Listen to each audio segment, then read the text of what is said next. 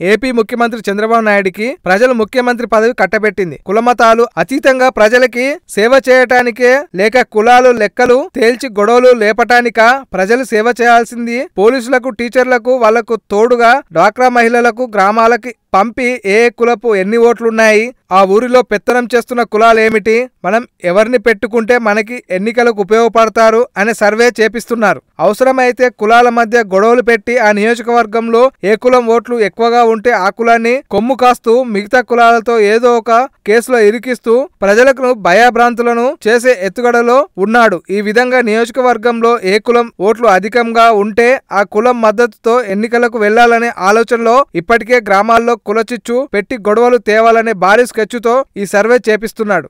అసలు కులం అంటే ఏమిటో చాలా మందికి తెలియదు. వాళ్ళ కులము వాళ్ళ అందరినీ కలుపుకొని ఎస్వి యూనివర్సిటీలో కుల రాజకీయాలు చేశాడు అని ఓ ఇంటర్వ్యూలో స్వయంగా ఆ పార్టీ ఎంపీ శివప్రసాద్ తెలిపాడు. అలాంటిది అధికారం కోసం ఇప్పుడు కులాల మధ్యన చిచ్చు పెట్టడం చంద్రబాబు పెద్ద పనేమి కాదు. అసలు కులాల మధ్య చిచ్చు పెట్టడం చంద్రబాబుకు వెన్నుపోటుతో పెట్టిన విద్యే. గత ఎన్నికల్లో కాపులు బీసీలను చేరుస్తానని హామీ ఇచ్చి ఆ కులపు ఓట్లను గుప్పగుత్తగా వేయించుకొని సీఎం అయ్యాడు. ఆ తర్వాత హామీ విస్మరించి అడిగిన వారిపై కేసులు పెట్టి విషయం తెలిసిందే.